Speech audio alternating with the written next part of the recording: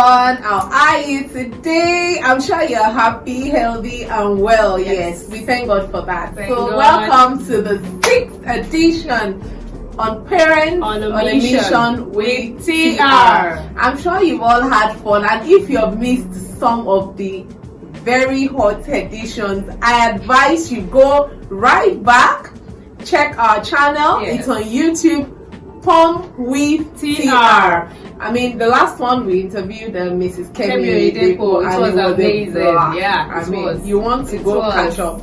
And then we also interviewed our fathers before that, and then we interviewed Mommy Yoshidero. I mean, it's been amazing the way. I want to advise that you quickly run right back, subscribe, like, share, and make sure you watch it. I mean, really, I was impacted. I was really blessed. I learned a lot. You know, I felt I was trying, but now I know I have to do better. Lots of work. All right. So my name is Oluwatitolayo, and here with me is Roslyn Irauya. So that's where we came. We Pom with TR. That's how we came up with Pom with TR. So today, oh my people, there is one topic that we are looking at, and we're going to be gisting about. See, we want to gist about it first before we invite parents or mothers to come talk about it. But let's just, you and I, me and we, and let's talk about it. So we're looking at school shopping. Yes, did somebody say school shopping? Now you know we go around shopping looking for what to wear, what shoe to. So the same way we also go around looking for what school to have our children attend or go to, and that is very, very important in the area of training of a child. And we all know that the anchor scripture for this episode, or for the show, basically is train up a child in the way they should go, and when they go they will not depart from it. And we know that we can't train the children alone. Of course, it takes a village to raise the children, including the school. It's a very major institution aside from the family, which is the bedrock of the Sunday school or Bible club or anything. The school is very, very important, and that's why we're choosing this topic today. And you notice, so the place of the school, sorry to cut you, the place of the school cannot be overemphasized. It's a very, very major aspect of the growing, you know, of a child. The child, from childhood to adulthood, the school has a major role to play. And we have a lot of schools around now. So how do you know which to choose for your child? I was like, so how do we go about it? How? Because a lot of people will say, I want to go and check the schools around my house. I want to check this school. New school, or my friend's daughter, my friend's son is going to this school. I like their uniform, or the phonetics. And you know the way they speak, the phonetics. I like the phonetics. True, a lot of things attract us. Which one should we start with? Because I'm really thinking. I think you should. So, what do you think is the most important? You know, something that comes first thing I know is when I don't know what to do. Really, of course, we're talking about godly parents here, right? So the first thing is pray. I feel that prayer. You can't know it all. But when you bring something, when you take something to the Lord in prayer, and not all this, I don't know about you or any other person, I'm not so about oh Lord, all this arranged kind of prayer. I like to break it down. Lord, these are my concerns. These are the things I'm looking at. These are the things that we love to imbibe in my family, our values, our culture. You know, this is what I feel should, God, what way forward? Which school, Lord? What school would have the best friends for my children? What school, you know, just break down every of your concerns. The school that would give me good rates. The school where I would have the right staff to discuss with, where I would have people to be like family, a good support system. You know, I would pray about everything. Sis, especially when I was working, I mean, I was always saying, God, please, make the staff give us good relationship. Yeah. I mean, and the school that my children went to, they were like family for my children. Wow. I was working offshore, like I was going with boats every morning and I was coming back. So you can imagine if anything happens, except I want to swim, it's only the time for the boats to move that the boats will move. So most times I have to like call the school and all of that, and they were always there. So I really give it up to them. I feel that God really answered our prayers in that area, because they were more like family. Even if we need to like get personal things, they would get it for us. So prayer is very, very important. So that point, prayer is very, very important. We can't go wrong with prayers at all. You can't go wrong with prayer. Even when like when you even have the children in school like already, and you notice anything, in as much as you want to lodge your complaint, prayer is still very important. Very true. So please, let's take note of that.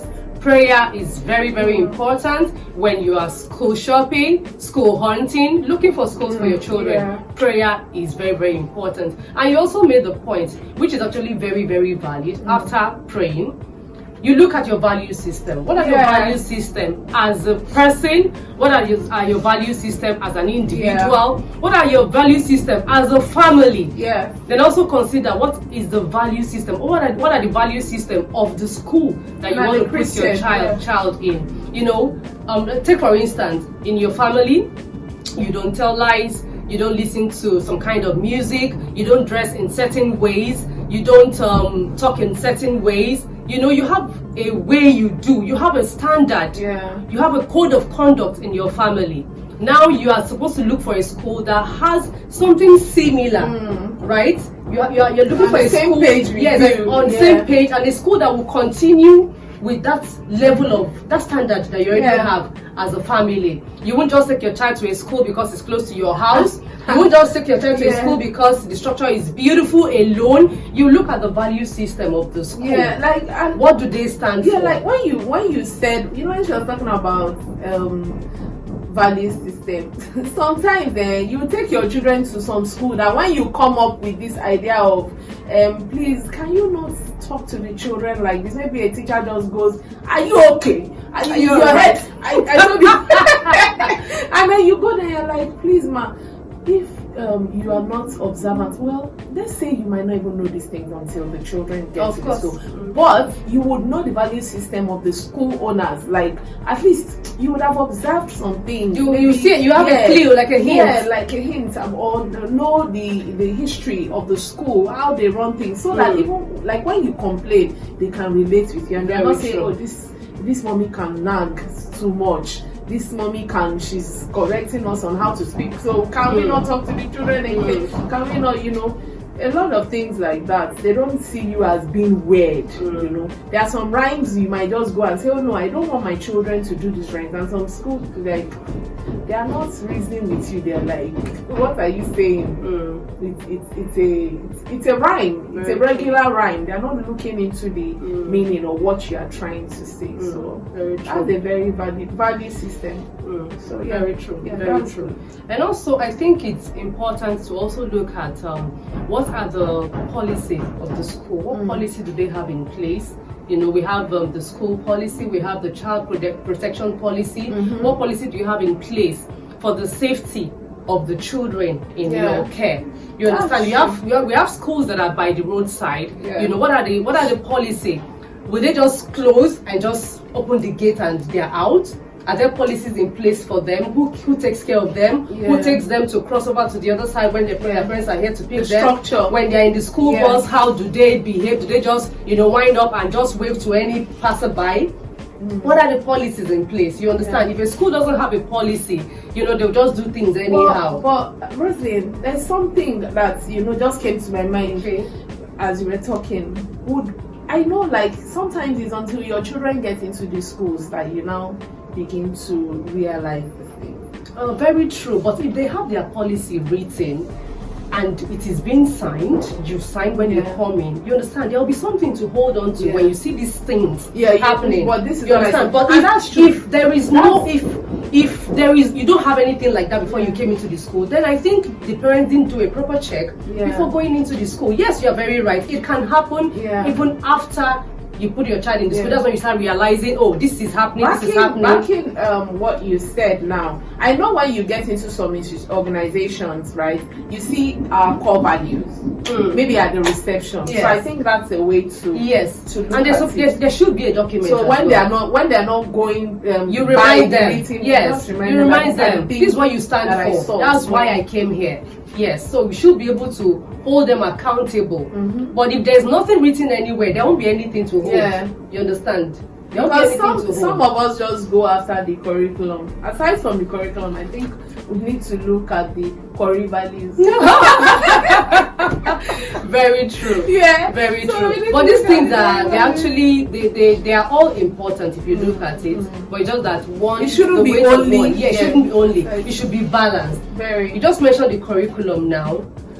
We have curriculums that are teacher centered. Yeah. We have curriculum that are problem centered. As there's a curriculum that just wants to solve this problem in the society. We have curriculum that are student centered. Yeah. You understand? So what are you looking for as a parent? Exactly. You know, when you go to a school, they tell you we have British curriculum, we have Nigerian curriculum, we have American curriculum, we have Montessori, we have this. You know, they'll give you all the sweet mouth, and then you're like looking, okay, so what's the difference?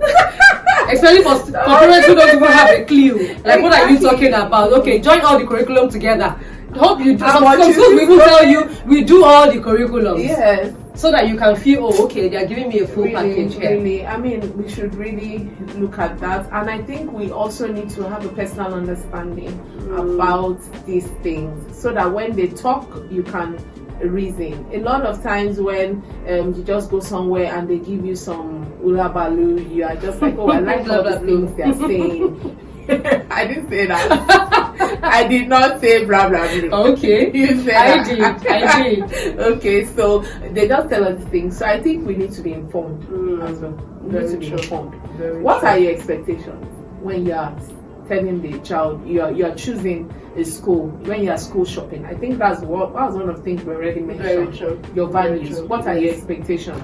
You know, and I'd like to quickly link this up to bring one of my last questions to this point, which says that not every school is for every child. This goes with what are your expectations. So I would like to take it twice, you know, like take one and then go back to this one again. Let's just take it once, because what are my expectations regarding my first child or my second child or my third? So if I realize that my first child is creative, you know, creativity, arts, you know, some other things. If I notice, oh, this one is into public speaking, spelling bee, and all of that, you need to understand the child. Well, maybe I'm speaking like this because we've gotten to that stage, right?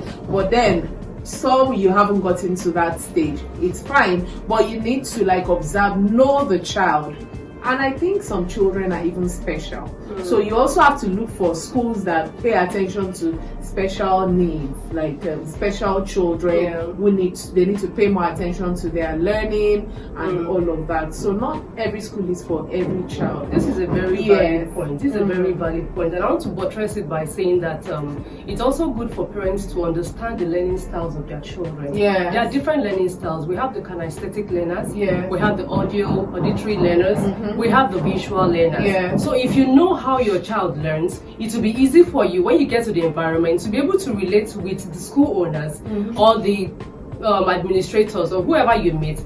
Tell them how your child learns, and if those facilities are available in that school, so that the child won't keep struggling. Take for instance a child that is a kinesthetic learner. Kinesthetic learners are learners that learn by feeling, by searching. They don't just sit down in front of the blackboard or whiteboard and they are saying they are not there. You understand? So the child should be able to blend and have stuffs that he can learn from, practicals that he can learn from, and a visual learner as well. A visual learner can be here and you'll be talking or playing something on the audio and she's lost, he or she is lost, she's not even there. She's busy putting a picture to the words that she's hearing, and if the picture is not there in practical, it will be a struggle for her for the session in school.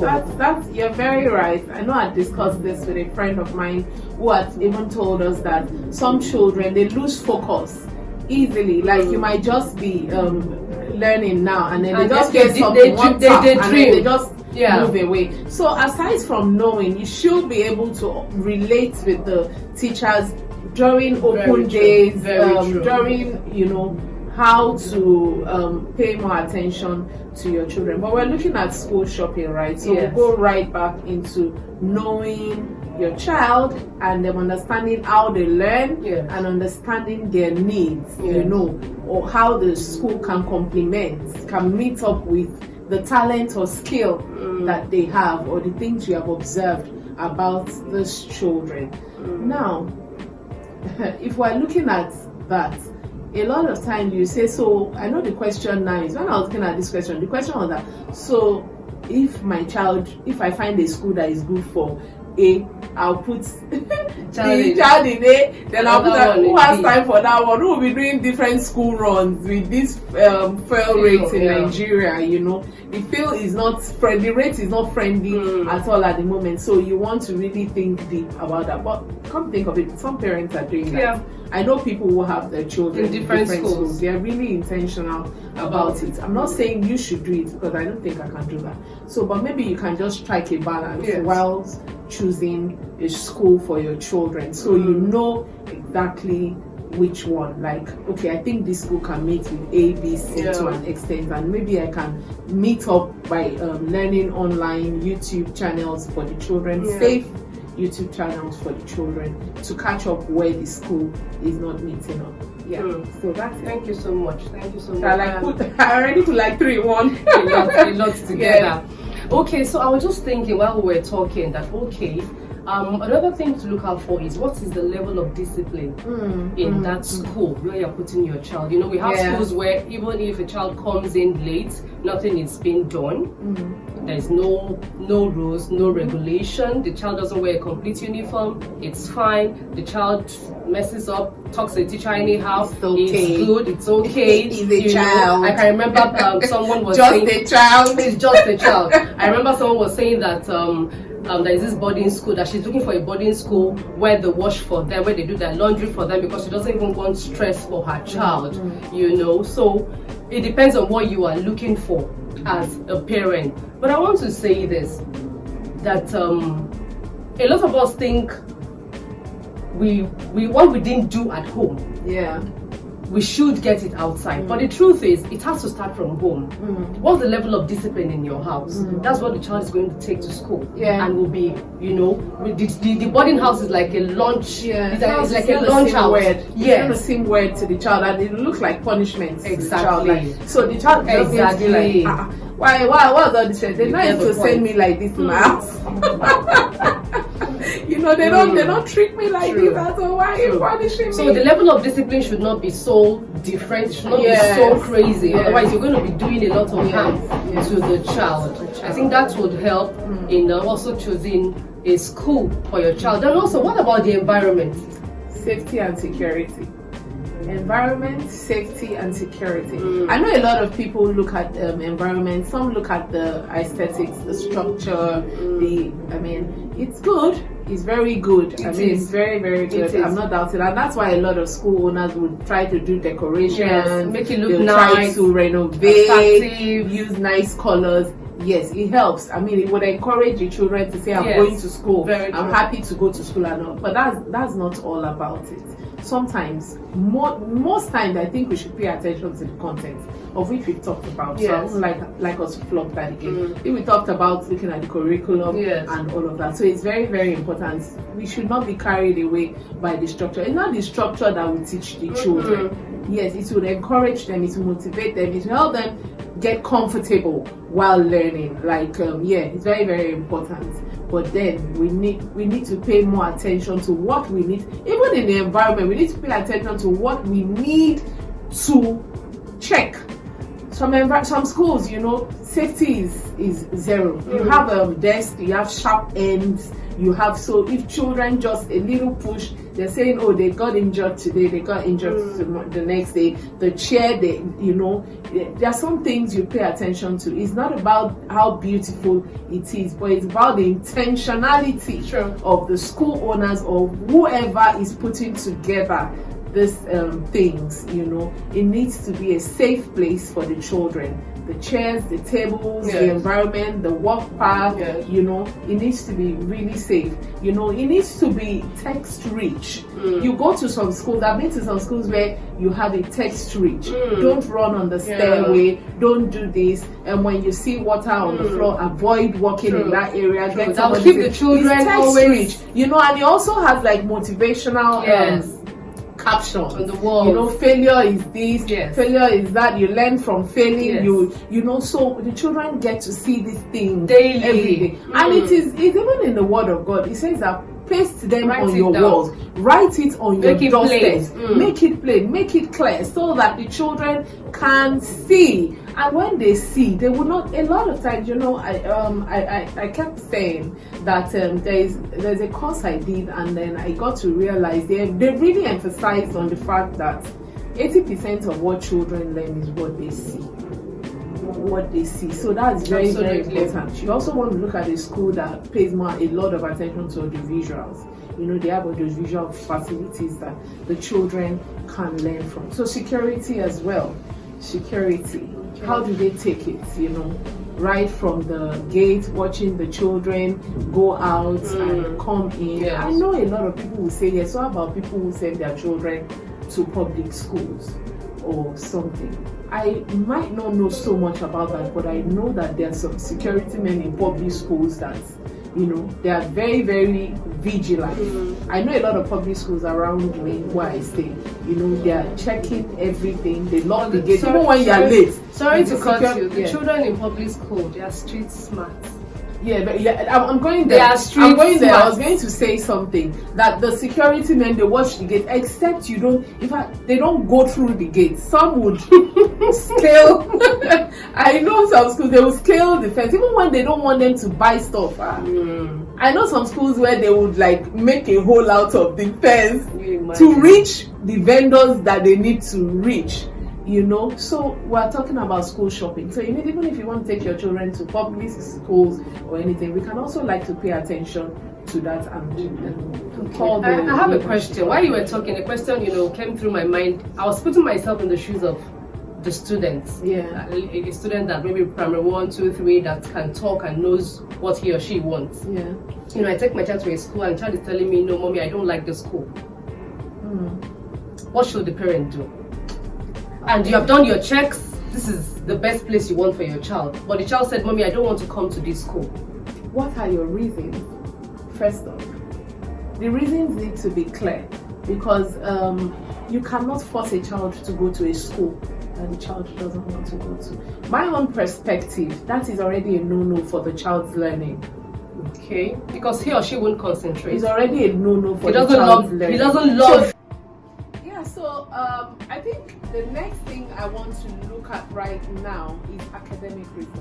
Okay, I mean recently, very important. Very, very important. Recently, we've had some schools really making waves, saying, a child from so school got the best in this. A1. I will not mention whatever. You can, let's not go there.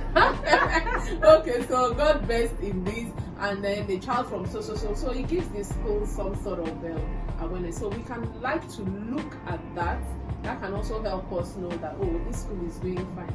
But at the same time, it's not because this child got the best in this. The child might just be like naturally. It's not every child in that school that got that best. And we all know that parents now, they are not sleeping. A lot of people get some excess tutorials and all of that for their children. But it's necessary to know. It's good to know. It's important. It's good to know. There was a school we went for entrance examinations, and I saw that it was not just about the child. They pasted like everybody's results. Wow. Yes. And they all did very well. They all did very well. That's a very good one. Yes. That's a good one to look out for when choosing. So that's it. There's another very important point we are yet to mention.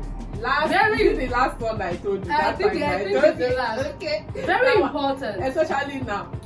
I'm sure you can guess. School fees. School fees now is screaming. It's screaming.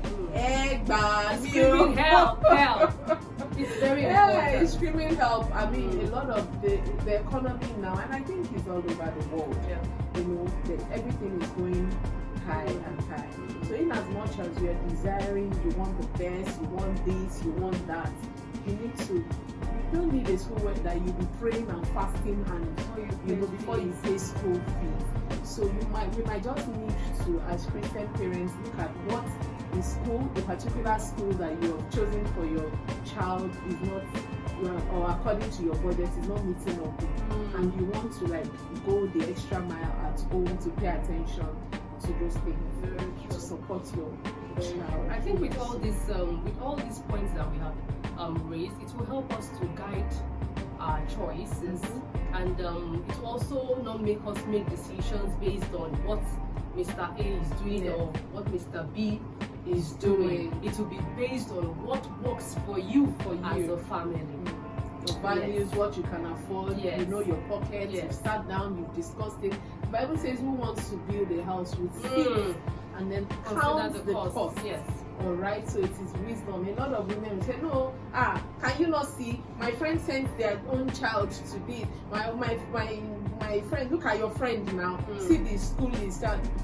I don't think it's like that. The Bible says that it's only fools that compare themselves with one another. Alright, so let's try not to compare. I'm not perfect as well. I'm sure we would also be learning in the next episode when we write. And we will appreciate your feedback. Yes, we said we're going to ask questions that what have you gone through? What are your experiences while school shopping? Please, you can just send it. What mistakes have you made? That we should learn from. What are your wins? What are your wins? And then we can look at it. Please. And of course, add more points to this point. I'm sure there are other points, that are more knowledgeable in this field. With these few points that we have been able to convince and not to confuse you that it's good to go all out to look for a very good school for your children. Thank you so much for being part of this amazing episode of Parents on a Mission with TR. I want to encourage you to please watch, like, share and subscribe so that whenever there's a new video you can always get a reminder. Thank you so much. Thank you so much. And I really love your dress. Don't you like? Thank you. Yes, so it's from Should I feel? You can just send the message. We will link you up. And then if you also like the I wish we could stand up and just take notes, but let's not show up. And if you also like the ambience, you see, you don't really be seeing us. Just contact us. We'll tell you. We're somewhere neat. You know, right? Thank you. Thank you. Thank you so much. Bye.